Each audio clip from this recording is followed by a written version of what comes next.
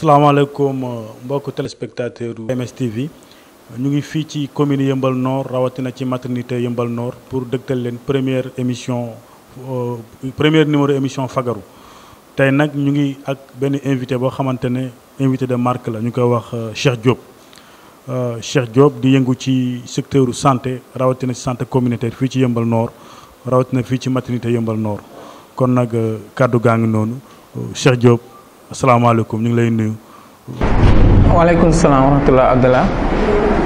rabbi israh li sadri wa yassir li amri wahlul uqdata min lisaani yafqahu qawli. donc maa ngi nuyu téléspectateur PMS TV yëpp di nuyu maîtresse sage-femme bi nga xamante ne moom moo nekk ci maternité Yeumbeul Nord muy madame Sakho bi nga xamante ne tey jii nii moom moo ñu yaatal fii ba ñu mën fi nekk. di nuyu ñi nga xamante ne ñoo ma accompagné tey ci émission bi muy acteurs communautaires yi nga xamante ne su ma ko waxee mooy bàjjenu gox yi ak relais communautaires yi bàjjenu gox yi maa ngi ànd ak bàjjen Mati Sall bi nga xamante ne mooy présidente association des bàjjenu gox de la maternité de Yeumbeul Nord mu ànd ak bàjjen Ndeye Ndiaye bi nga xamante ne tey jii mën naa ne ci wàllu communautaire bokk na ci côté góor ak jigéen ki nga xamante ne tey jii nii moom mooy pionnière bi bu ñuy wax communautaire ci wàllu Yeumbeul Nord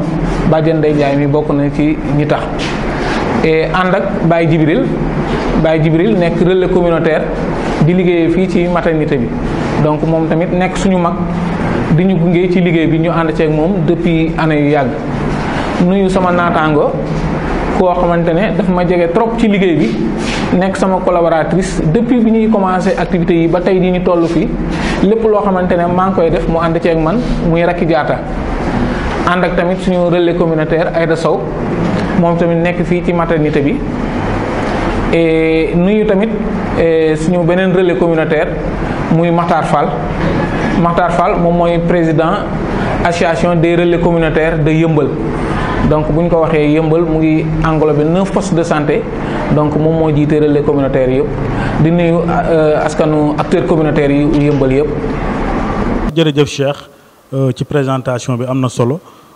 balaa boobu rek dañu dugg ci deuxième point bi par rapport ak question yi ñuy posé ñu ñëw ci réseau bi ndax maternité Yeumbeul Nord structure bi nga xamante ne day yëngu ci wàllu lu nga wax jigéen ju wóorul. ndax ku wax maternité wax jigéen ju wóorul kon nag ci biir aussi mu am réseau boobu tey yow nga jiite ko depuis mën naa wax ne ay années fan la liggéey bi toll. waaw Ablaye loolu dinaa sawar a tontu ndax réseau IEC maternité Yeumbeul muy kuréel goo xamante ne dañ ko taxawaloon depuis 1999 li ko sababoon nag mooy jàppale sage-femme yi jàppale askan wi pour ñu mën a am wér-gu-yaram bu jaar ci yoon ñi ko composé nag nekk na ay ñoo xamante ne dañoo jóge ci mouvement associatif ndax pour nga nekk relais da ngay nekk koo xamante ne sa biir gox sa biir quartier foofu lañ la tànnee sa délégué de quartier ak sa waa quartier ñooy xool ba gis ni kii kat am na jikko yoo xamante ne méngoo na ak li tax ñu naan kii mën na nekk relais te jikko yooyu bokk na ci mooy nit koo xamante ne am na sutura li ñu naan am na bàmmeelu biir nekk na koo xamante ne ku disponible la waaye nekk na koo xamante ne ku jug taxaw pour liggéeyal askanam la ñooñu ñoo fi daje woon bàjjen bu ko defee délégué de quartier bi moo koy désigné ñu jël tamit si ñi nga xamante ne dañuy yëngatu ci wàllu corps de métier yi foofu tamit am na kenn ku leen di représenté ci wàllu école am na kenn ku leen di représenté benn enseignant benn étudiant benn élève ñooñu ñoo formé réseau IEC maternité Yeumbeul bi ñu koy commencé mu nekk 20 nit ak juróom ay góor ak jigéen mag ak ndaw ñooñu nag bi ñu ñëwee taxawal ko yàlla def mu tombeek benn programme bu ñuy wax GTZ muy coopération allemande ñu ciy liggéey ak ñoom salle bi bërëb bi ñu nekk fii nii tey jii di fi def émission bi ñoom ñooñu ko tabaxal pour ñu mën di fi def suñuy activité li nga xamante ne noonu la walee donc réseau boobu nag dafa jug di yëngatu lépp lu jëm ci wàllu santé de la reproduction. bi ñu commencé ak léegi nag yàgg na ndax 99 ba léegi ku ko wax xam ni am na lu fi jot a jaar lu bare am na ñoo xamante ne ñoo ko sosoon bi ñu ko sosee boobu ba léegi ñu ngi ànd ak ñun ñenn ñi xëy na ñuy profité di leen ñaanal yàlla tey jii jiitu nañ ñu ci këru dëgg ga ñu ñaanal leen yàlla yeesal seen leer yaatal seen bàmmeel. ñeneen ñi nga xamante ne tamit ñëw nañ fekk suñu bu ñu ñëwee tamit dañuy continuer ànd ak ñoom donc réseau bi wàllu activité am li ci ëpp solo mooy santé de la reproduction. santé de la reproduction nag bu ñu ko waxee mooy lépp lu laal faj yaay ak doom wér-gu-yaramu yaay ak doom loolu nag bu ñu ko waxee yaatu na dem na ba ci consultation prénatale yi consultation postnatale accouchement planning familial lépp lu jëm ci wàllu feebaru sëy yi dañ ciy wax waaye tamit dem na ba gën a yaatu lépp loo xamante ne dafa soxal wér-gu-yaramu njaboot rek dañ ciy dugg muy wàllu hygiène wàllu environnement yooyu yëpp dem nañ ba ci wàllu sida bi dem nañ ba commencé di ci liggéey donc loolu daal activité yooyu moom la réseau bi tàmbalee woon te boobu ba léegi ci lañ nekk di ko def. waaw jërëjëf Cheikh loolu am na solo ba léegi rek dañuy des ci réseau bi ndax ku wax réseau bi aussi wax activité prévention wala sensibilisation ci wàllu VIH sida. ndax gis nañ ne aussi réseau bi daana organiser ay jeunes santé di dem ci école yi jël ndaw ñi vraiment di waxtaan ak ñoom di leen tàggat di leen sensibiliser di leen aussi binduloo ay scénario nga xamante ne pour ñu mun cee def ay film pour yee xale yi mbala yee ndaw ñi mbala yee jigéen ñi ci jàngoro VIH sida liggéey boobu fan la toll ndax mu ngi am ba léegi mbala dafa taxaw mbala partenaires yi fi nekkagul foofu aussi bëgg nañ ci xam fan la liggéey bi toll par rapport ak programme yooyu nga doon def ak seen partenaire boobu nekkoon fi est-ce que mu ngi am ba léegi. jërëjëf Ablaye réseau bi mu taxawee ci wàllu santé de la reproduction mais dafa gënoon jublu bi ñuy doog a commencé ci xeex doomu jàngoro sida boobu ndax boobu sida bi ñu ngi fi dugg 1986 fekk ñu ci doon yëngatu mais bu réseau bi ñëwee dafa gën a dëgëral lool ànd ci ak partenaire bi ma wax léegi muy GTZ ñuy def ci wàllu bari na activité yoo xamante ne def nañ ko réseau bi moo njëkk a initié mën naa ne au niveau du Sénégal activité de plage activité la boo xamante ne pour laal ndaw ñi ndax bu ñu waxee sida rek ndaw ñi jeunesse bi moo tax ñuy wax dañu daan def chaque vacances réseau bi da daan mobiliser ay relais mook poste yi fi gën a jege ñu dem ci plage bi def fa activité yoo xamante ne ndaw ñi nga xamante ne tey jii sida bi ñoom la gën a laal ndaw yooyu lañ doon jël def ak ñoom ay activité yee leen ci wàllu sida waxtaan ak ñoom poser leen ay questions lépp ci foo ak ree du leen tere li leen fa indi seen divertissement ñu def ko def seen loisir waaye du tere tamit réseau bi ñu yee leen ci wàllu woowu. ñu demaat ba ci biir gis ni am na beneen cible boo xamante ne dañuy jàpp ni ñii kat xam nañ waaye xam-xam bi xaw na des muy wàllu école yi. ñu xalaataat ñu ne nañ leen fekk si ci li nga xamante ne ñoom ci lañ nekk te mooy li ñuy def dañu gis ci école yi ñuy def émission bu ñu naan wooyee génie en herbe ñu ni kon ñun nañu dugal li ñuy wax génie en santé te mooy lépp loo xamante ne dafa laal wàllu sida laal wàllu wér-gu-yaram nañ ko def sous forme de programme au lieu que ñu ñëw di jàngale waaye dañ koy def ay compétition ci noonu la ñu ciblé woon jël ci yenn écoles yi xale yi ñuy def ay compétition maanaam génie en santé boole ko ak relais yi mu nekk benn formation bu am solo loolu nag bi ñu ko commencé wax dëgg yàlla def nañ ci ñetti ba ñeenti édition réseau IEC maternité yëmbal bokkoon na ci réseau yi nga xamante ne dañ ci gën a ràññeeku ndax si ñeenti édition yi ñu jot a def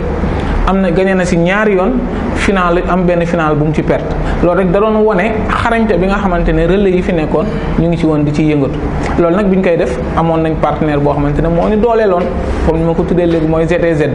mais depuis partenaire boobu retiré wu activités yi xaw na sooxee ci côté boobu waaye terewul ci wàllu wér-gu-yaram ci wàllu sida réseau mu ngi continuer di ci liggéey bu baax a baax a baax. waaw jërëjëf Cheikh mbokku téléspectateurs yi ñu xamal leen ne ñu ngi fii ci commune Yeumbeul Nord rawatina fii ci maternité Yeumbeul Nord di leen xamal ne émission bi PMS TV moo ko def ak CDSP santé muy kuréel bu yëngu ci wàllu prévention ci wàllu feebar yu bëri rawatina li ci VIH sida ak drogue kon ba léegi ci question boobu la ñu des Cheikh ndax gis nañ aussi maternité bi ku wax maternité aussi wax programme transmission mère enfant VIH sida mbala boog élimination transmission mère enfant VIH sida fan ngeen ci toll par rapport ak liggéey boobu ndax xam nañ ne fii ay jigéen ñu warul ñoo fii ñëw fan ngeen toll ci liggéey boobu. waaw Ablaye côté boobu réseau bi tàmbale woon na di ci liggéey bu baax a baax a baax mais bi relais yi commencé liggéey yàlla def président bi génn muy maître Ablaye Wade taxawal li nga xamante ne moom mooy bàjjenu gox yi yaakaar naa initiative boobu bi mu ñëwee bàjjenu gox yi dafa ñëwoon pour gën a jàppale jigéen ñi ci seen wàllu santé de la reproduction waaye wàllu xeex sida ci jigéenu wérul nee naa bàjjenu gox yi dañ ci indi touche boo xamante ne wax dëgg yàlla ñun fii au niveau de la maternité dañ ci gis ay résultats yu am solo ndax ci diggante bi am nañ fi benn partenaire bu ñuy woo ENDA dañu taxawal ay site yoo xamante ne dañu delluwaat ci biir quartier yi woo délégué de quartier bi woo imam yi woo personne de ressources yi fa nekk ñu ànd ak seen bàjjen gox ak seen relais ñu ko taxawal li ñuy wax comité de veille d'alerte communautaire maanaam ay SEVAC yooyu li ko taxoon jug mooy képp koo xamante ne nekk na jigéenu wérul ba mu yëgee ni moom mii nekk na jigéenu wérul rek ci la ko bàjjen bi commencé di ko saytu di ko yóbbu muy def ay rendez-vous di waxtaan ak moom lu mu war a jël ci maternité bi mu ànd ak moom mu jël ko ànd ak moom ba keroog jigéen bi mucc su muccoo du ko bàyyi da koy toppaat di ko toppaat muy def ay postnatal am topp vaccination topp lekk xale bi topp wér-gu-yaramu yaay ji ba keroog xale bi am juróomi at. loolu bàjjenu gox yi dañ ciy liggéey raw au niveau Sénégal mais dama naan maternité yëmbal bàjjenu gox yi liñ ciy liggéey loolu dafa nekk loo xamante ni lu fës a fës la moo tax bi ñu nee wàllante bi programme bi ñëwee wàllante yaay ak doom maternité bokk na ci ñi nga xamante ni ñoo njëkk a gagné programme boobu di ci liggéey ñu def ci liggéey bu fës partenaire bi reconnaître loolu tatagal leen sargal leen ci liggéey boobu nga xamante ne def nañ ko ci donc moo tax transmission mère enfant néew ma ni jóge na fi mais xam naa ni wàññeeku dellu na ginnaaw bu baax a baax ci zone bi nga xamante ne moom la ñu nekk rawatina li wër maternité Yeumbeul Nord. waaw jërëjëf Cheikh ba léegi ci lancé boobu la ñu nekk ndax ku wax VIH sida aussi xam ne depuis 1986 ak léegi ëpp na fanweeru at ak lu teg. ci kaw loolu 2017 ñu taxawaloon benn programme bu ñu wax 30 ans de riposte yi muy fanweeru at nga xamante ne Sénégal def na ko gouvernement bi ak partenaires sociaux yi ci résultat ci par rapport à VIH sida ñëpp xam ne léegi dem nañ sax ba taux de prévalence bi mu ngi dem ci 0,5 nekkatul sax 0,7 te loolu am na solo mu am orientation bu bees bu am muy objectif 3,90 ONU Sida CNLS ak partenaires yi ñu bëgg a liggéey ci programme boobu ñu ne dañoo bëgg fii ak 2020 90% juróom-ñeent fukk ci doomu aadama yi ñu dépister leen si juróom-ñeent fukk yooyu ñu gis aussi ñu dépister ñu am accès ci wàllu paj ñu gis aussi ñooñu am accès ci wàllu paj aussi juróom-ñeent fukk yi aussi ñu gis ne balaa 2020 ñu nasaxal jàngoro bi seen yaram mooy suppression charge virale fan ngeen toll ci liggéey boobu. waaw ci wàllu objectif 90 yooyu bi mu ñëwee maternité Yeumbeul ñoom dañ ko approprier ànd seeg nag benn partenaire wala boog suñu benn kuréel goo xamante ne ñu ngi ciy yëngatu nga wax ko léegi muy ARSI muy l'association des relais communautaires de Yeumbeul bu ñu ko waxee dafa séq ñaari commune nekk si lëkkaloog juróom-ñeenti poste de santé ñooñu ARSI dafa am liggéey boo xamante ne depuis bi programme boobu ñëwee ci wàllu dépistage ciblé nag parce que li nga wax sànq dafa am solo bu njëkk daanañ def dépistage fu nekk ñu fay def dépistage mais léegi dañu ne dépistage bi dañ koy ciblé si ñi nga xamante ne ñu ngi amee doomu jàngoro bi ndax ñetti 90 dañuy wax ni képp ku amee doomu jàngoro bi bëgg nañ téeméer bu ci nekk juróom-ñeent fukk yi ñoom ñu xam ni am nañ doomu jàngoro bi xam nga nit ñaa ngi am doomu jàngoro di dem ak moom bu njëkk bu ñuy sensibiliser ci wàllu sida dañ naan man mi toog di wax ak yow sax mën naa kaa am mais dañoo bëgg képp koo xamante ne am na doomu jàngoro bi yow nga xam ni am nga doomu jàngoro bi ARSI nag ànd ak réseau IEC maternité Yeumbeul ay at a ngi nii ci loolu lay yëngatu ci cible bi nga xamante ne moom la ñu ne mais yemul ci loolu dañu ne ñetti 90 yi bu ñu génnee benn boobu képp koo xamante ne dépisté nañ ko ba moom mu xam ne am na doomu jàngoro sida bi kooku ñu gunge ko ba mu commencé jël ay garabam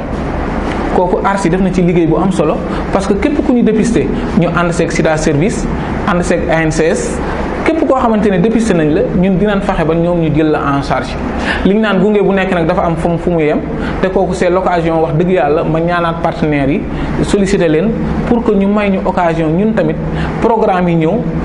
ARSI mën a accompagner patients yooyu nga xamante ne ñoom la ñuy orienté ci yenn services yi lu ci mel ni sida service ak ANCS ndax léeg-léeg mën nga dëkk ak nit nga orienté ko ba pare xëy na suivi bi yow amuloo possibilité wala di dem di ko toppaat ñeneen ñoo koy topp xëy na loolu mooy waral ñenn perte de vue yi ñuy gis ci wàllu woowu donc kooku maternité ak ARSI def nañ ci liggéey bu am solo xëy na partenaires yi bu ñu gënee jàppale tey jii nii ni yëmbal bu ñu amoon point boo xamante ne dinañ mën a jël en charge personne vivant avec le VIH loolu yaakaar naa dina gën a fësal dina gën a accompagner liggéey bi nga xamante ne ARSI mu ngi koy def ànd ak réseau yi nekk ci biir maternité bi. waaw jërëjëf Cheikh ba léegi ci lancé boobu ndax ñëpp xam nañ ne commune Yeumbeul Nord dafa nekk commune bi nga xamante ne am na plus de 83 quartiers mu am aussi lu ñuy wax district bu bees district ku Yeumbeul district bu Yeumbeul bi mu polariser ñaari Yeumbeul yi Yeumbeul Nord Yeumbeul Sud léegi ñëw district boobu ci gox bi ñëw dooleeku ci kuréel yi nga xamante ne ñoo nekk ci wàllu paj lan la def ci yéen acteurs yi rawatina waa ARSI. Merci Ablaye yaakaar naa c'est l'occasion ma remercier encore une fois le médecin chef du district de Yeumbeul docteur Dieye bi nga xamante ne bi mu commencé liggéey mu ngi commencé ci janvier 2019 bi mais bi mu commencé ak léegi yaakaar naa ni acteurs communautaires yu Yeumbeul fu ñu mës a nekk dañoo fës waaye ku reconnaître ak nangu liggéeyu acteurs communautaires yi dama naan docteur Dieye bokk na si ñi nga xamante ne bi mu ñëwee dafa gën a fësal loolu daf leen gën a jox doole waxuma rek ci wàllu sida mais bi mu yegsee programme bi nga xamante ne mu nekk programme bu yaatu mu jëm ci wàllu ñàkk xale yi daf ko jël teg ko ci loxo ARSI acteurs communautaires yi jël ko lu mat plus de 1000 pertes de vie yoo xamante ne poste de santé yi amoon nañ ko ci wàllu ñàkk mu jël programme bu dénk ko acteurs communautaires yi ñu def ci liggéey bu am solo ba tey jii poste boo ci dem yaakaar naa gab boobu ñu ngi koy commencé résolver ba nga xamante ne liggéey boobu am na fës na bu baax a baax loolu dafay wane rek lëkkaloo bi nga xamante ne district bi mu ngi koy am ak acteurs communautaires yi donc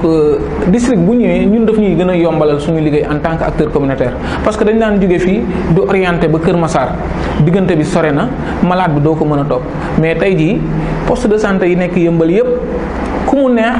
loo paas lu mu cher fukki dërëm ngay paas pour dem ci poste ba bu la neexee sax da ngay dox dem donc loolu daf ñuy dimbali ñun képp koo xamante ne orienté nañ ko ñu mën a ànd ak moom ñu mën a def suivi boobu au niveau des techniciens loolu benn la ci district bi taxawaay bi nga xamante ne mais tamit ci li ñu commencé gis ni loolu ma doon jooytu sànq c'est dinañu may occasion à partir du district programme yi nga xamante ne dafay ñëw gouvernement Sénégal di ko indi partenaires yi di ko indi à travers le district acteurs communautaires yi mën ko capter ba liggéey bi ñuy def mu mën a ñoŋ donc daal ñu ngi doog a commencé mais ci li ñu commencé gum ni jàpp nañ ni district bi dina jàppale acteurs communautaires yi dina oyofal seen liggéey ci benn côté mais dina leen gën a pousse tamit ñu am yenn programme yi pour mu yegg si ci district Yeumbeul Nord Yeumbeul incha allah. jërëjëf foofu damay xuus Cheikh ci par rapport ak ARSI ak aussi ñu fa nekk ndax xam nañ ne macha allah ñu fa nekk am nañ formation tàggat nañ leen am ci ñoo xam ne aussi. door nañu dugg ci liggéey bi est-ce que ba léegi soxla ngeen ay programme yu mel ni ay formation wala tàggat ci fànn boobu ndax gis nañu aussi par rapport ak VIH sida cible bi changé na par rapport aussi district bu bees bi demande bi gën a yaatu ndax nga gérer 83 quartiers mu am beneen commune bu ci dooleeku district bi polarisé ko loolu aussi est-ce que aussi ci wàllu tàggatu aussi renforcer capacité pour gën a mën a faire face à la demande aussi loolu aussi ARSI soxlu ko ak aussi partenaire nga xamante ne ñoo leen war a gunge aussi ci liggéey bi ci par rapport ak programme yooyu ngeen tëral. effectivement Ablaye ARSI sax dafa jiitu ci wàllu woowu ndax ARSI def na plan d'action boo xamante ne dafay dem ba 2025 plan d'action boo xamante ne dafay permettre dafa laal lépp lu jëm ci wàllu formation plan d'action boo xam dafa laal lépp lu jëm ci wàllu activité sur le terrain ARSI prévoir na loolu ba teg ko li ko dese rek mooy mu am un partenaire boo xamante ne pare na pour accompagner ko ci loolu ndax wax naa la sànq relais communautaire bu ñu ko dee wax ndaw da ci am solo te jamono bu nekk réseau yi ñu ngi renouveler wu xale yaa ngi ñëw parce que sens boobu tamit loolu dama c'est l'occasion ma remercier les jeunes parce que patriotisme boobu mu ngi commencé am si ñoom ñu koy gis ndax ndaw bi dafa jug uniquement pour liggéeyal pour sa population donc loolu moo indi xale yi ci réseau bi te boobu ba léegi ñun ci muy étudiants yi muy élèves yi muy jeunes yi ñëpp a ngi dugg ci biir réseau yi ñooñu nag formation boobu dafa am solo pour que ñoom ñu mën ko def moo tax li nga wax noonu sànq ARSI am na demande une forte demande ci wàllu formation moo tax ñuy demander rek moo xam ci CNLS la moo xam ANCS la képp koo xamante ne yaa ngi yëngu ci wàllu woowu au niveau de Yeumbeul vraiment soxla nañ loolu bu baax a baax a baax a baax te en plus yaa ngi koy junj sànq Yeumbeul dafa bokk si ñi nga xamante ne ci wàllu xeex sida ñun ñemee nañoo teg yëkkati suñu loxo wax ni bokk nañ ci ñi nga xamante ne liggéey yi gën a am solo Yeumbeul dañu bokk si ñu ko def ndax yow mii di wax ak man nii tey jii nii yaakaar naa am na loo ci mën a seede lu bare ci ay activités yoo xamante ne depuis 1986 acteurs communautaires yi ñu ngi koy def au niveau de Yeumbeul. maa ngi lay tuddal sànq ba suñu benn bàjjenu gox ku ñuy wax Ami Ndiaye ñu gën ko miin si Ndeye Ndiaye Enda. Ndeye Ndiaye Enda boobu lan moo ko indi mooy ndaw lu nekkoon ci askanam di yëngatu ànd ak Enda di ciy liggéey ci wàllu VIH sida ba ñëpp jàpp ni kii nii sax Enda la ci ñi sax Enda la bokk. donc pour wan la ne engagement wu acteurs communautaires yi Yeumbeul ci xeex doomu jàngoro sida boobu moo tax tey jii nii suñu gisee yenn programme yi di ñëw yeneen association yi di ko bénéficier wu ñu gis waa Yeumbeul xaw a mel ni ku nekk en rade dinañu metti mais tamit dañ naan dañuy li olof di wax rek lu sotti am borom waaye am na ci loo xamante ne ña ko sumboon ba léegi tey jii ñu ngi fi te position bi fii la gën a moo tax c'est l'occasion moo woowaat partenaires yooyu ñu xam ne Yeumbeul ak ay acteurs am ñu ngi fa ñu nekkoon ba léegi ñu gën a ñëw jàppale leen ci wàllu financement ci wàllu accompagnement. jërëjëf Cheikh ndax ñun sax émission fagaru loolu bokk na ci mission bu njëkk ndax lu ñu tax a jóg mooy dem fekk kuréel yi nga xamante ne ñoo nekk ci gox-goxaan yi pour aussi fësal leen fësal seen liggéey fësal acteurs yi aussi taxawaay bu ñu añ ci wàllu prévention rawatina jàngoro yooyu kon loolu mooy nekk suñu mission vraiment bëgg rek accompagner structure yi nga xamante ne ñoo mel ni maternité Yeumbeul Nord Arsi district bu bees bi par rapport ak liggéey bu muy def ndax partenaires yi mun ko gis mu nekk partenaires yi nga xam ne ñoo nekk Sénégal mbala partenaires yu nekk bitim réew rawatina état Sénégal kon looloo tax ñu ñëw fii pour fësal ak liggéey bi vraiment ci cadre boobu aussi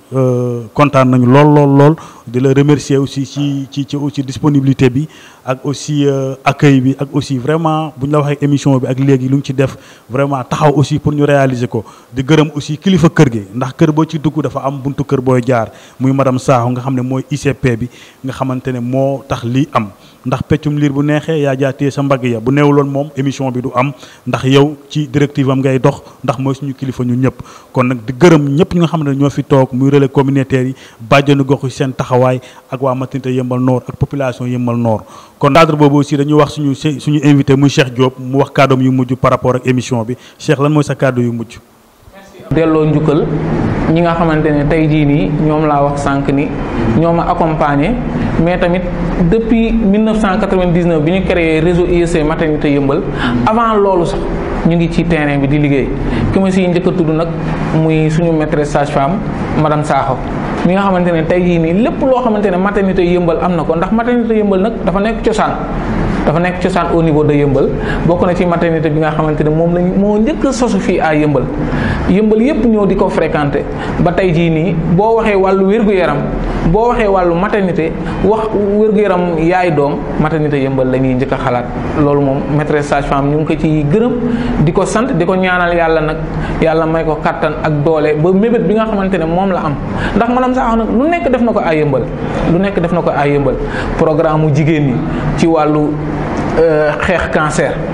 programme mu jigéen ñi ci wàllu xeex cancer ween yooyu yëpp madame Sakho indi na ko bi sargal bi mu ànd ak bàjjenu gox yi tey jii nii circoncision communautaire bàjjen yi di ko def at bu nekk te bàjjen yi ñooy cotiser jël pour wax la acteur communautaire ñooy cotiser seen xaalis pour accompagner ñooñu mais loolu yëpp ci ndigalam la amee octobre rose bu ñu ko dee organiser fii Sénégal yëpp ay ñëw maternité Yeumbeul pour accompagner ko ci loolu donc remercier encore une fois tamit sama naataango relais yi nga xamante ne ñoom laa nekkal maa ngi tudd sànq Baye Jibi Raki Diatta Aïda Sow ak ñeneen ñi nga xamante ne ñëwuñu ndax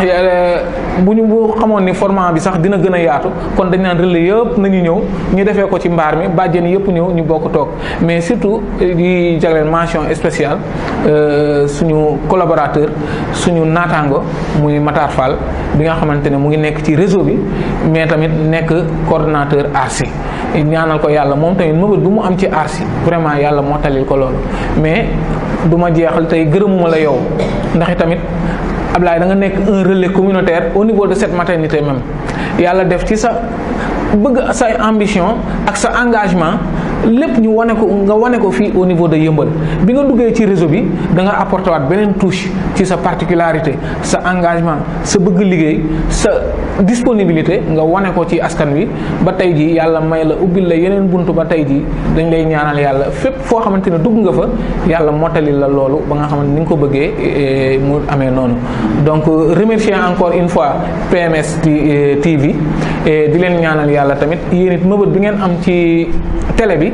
mu dem ba tey jii bokk ci télé yi nga xamante ne ñoom la ñuy gën a suivre nit ñi di leen seetaan ba tey ji mu nekk télé bu mag a mag directeur bi yàlla yaatal xolam gën a leeral xelam ba nga xamante ne li mu bëgg incha allah yaakaar naa ne fii ngeen commencé tey te du hasard santé communautaire nga ñëw commencé ko au niveau maternité Yeumbeul loolu moom yaakaar naa ne yéen ñaanal ngeen seen bopp ba pare sax te incha allah PMS TV moom ci kaw ci kanam rek incha allah merci beaucoup. jërëjëf Cheikh ci kàddu yi di la remercier trop bu baax a baax ndax comme ni nga ko waxee ñu ñëpp fii lañ jaar macha allah